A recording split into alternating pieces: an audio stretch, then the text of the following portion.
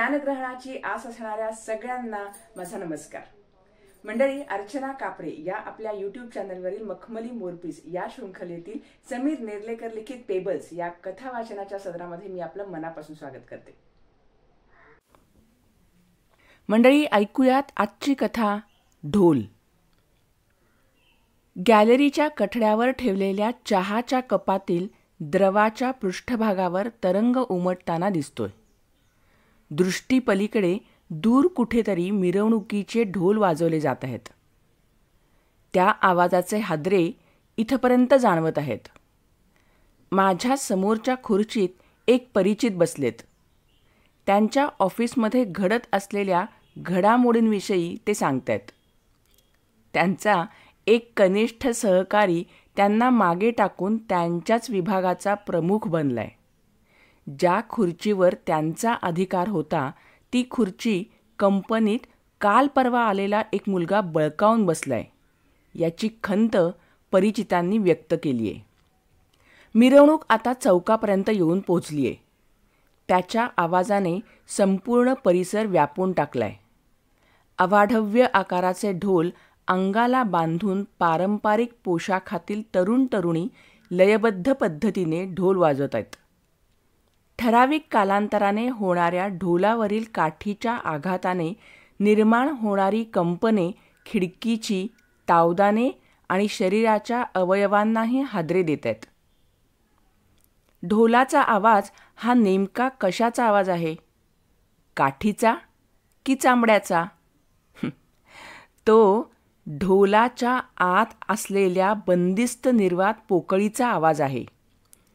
काठीच्या आघाताने चामड्यामध्ये निर्माण होणाऱ्या कंपनांचा आवाज. ढोलाच्या आत दृश्य स्वरूपात काहीच नाही, म्हणजेच नसण्याचा आवाज हा प्रत्यक्ष असण्यावर आघात करत आहे. ढोल वाजवण्याच्या एकंदर प्रक्रियेत अनेकांची भूमिका असते. एक म्हणजे प्रत्यक्ष ढोल वाजवणारा. दुसरी भूमिका असते मिरवणुकीभोवती जमलेल्या बघ्यांच्या गर्दीची. आणि तिसरी भूमिका असते गॅलरीत बसलेल्या माझ्यासारख्या तटस्थाची. त्या सोहळ्यात सामील नसलो तरी प्रत्यक्ष अप्रत्यक्षपणे इच्छा असताना किंवा नसतानाही मी त्या प्रक्रियेचा एक भाग बनून जातो. ढोलाच्या भोवती असणारी एकंदर परिस्थिती तो ढोल वाजवण्यास कारणीभूत ठरत असते. ढोल बडवणारा फक्त केंद्रस्थानी असतो. The king is played by the court.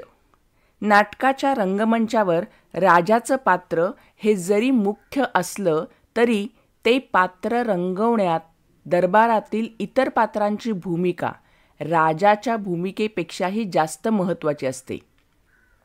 बऱ्याचदा सिंहासनावर बसून राहणं एवढंच राजाच्या पात्राचं काम असतं.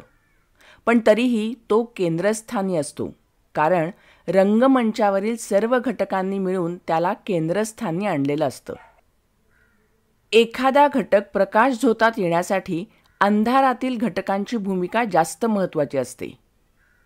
अनेक जण कार्यक्षमता असूनही त्यांच्या क्षेत्रात यशस्वी होऊ शकत नाहीत, उच्च पदावर बसू शकत नाहीत. यामागचं मुख्य कारण म्हणजे ते जबाबदारी घेण्याचं टाळतात. प्रकाशझोतात आल्यानं आपण एक्सपोज होऊ अशी भीती त्यांना वाटते, म्हणून ते कायम मागं राहणं पसंत करतात.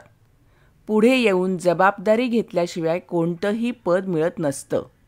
आपण प्रत्यक्ष ढोल न वाजवता नुसती बघ्याची भूमिका घेतलेली असली किंवा जरी तटस्थ राहत असलो तरी आपणही अप्रत्यक्षपणे त्या ढोल वाजवण्याच्या प्रक्रियेत सामील आहोत याची कल्पना अनेकांना नसते.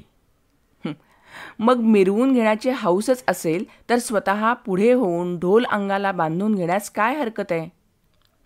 ढोल वाजवण्याच्या प्रक्रियेत ढोलांचा आवाज हा फक्त वाजवणाऱ्यांनी निर्माण केलेला नसतो, तर तो परिस्थितीच्या समग्रतेचा आवाज असतो. ढोल वाजवणं फार काही अवघड नसतं. योग्य प्रशिक्षण घेतलं तर शरीराने धडधाकट असणारा कुणीही ढोल वाजवू शकतो.